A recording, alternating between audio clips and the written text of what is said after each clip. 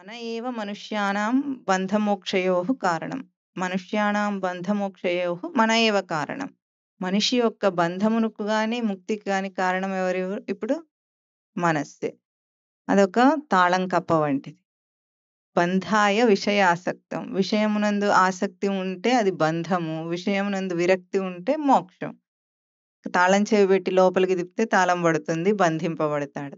బయటికి తిప్పితే విముక్తి. అదే తాళం కప్ప బంధిస్తుంది. అదే తాళం కప్ప తెరుస్తుంది.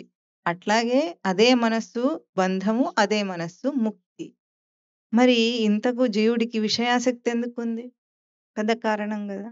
మనస్సు ద్వారానే విషయము బంధంలో విషయానికి తగులుకుంటుంది. విషయానికెళ్ళి మనం తగులుకుంటాం గానీ, మననెప్పుడు విషయం ఏమి అనదనే ఒక పెద్ద సత్యాన్ని మనం ఎప్పుడూ గుర్తించాలి.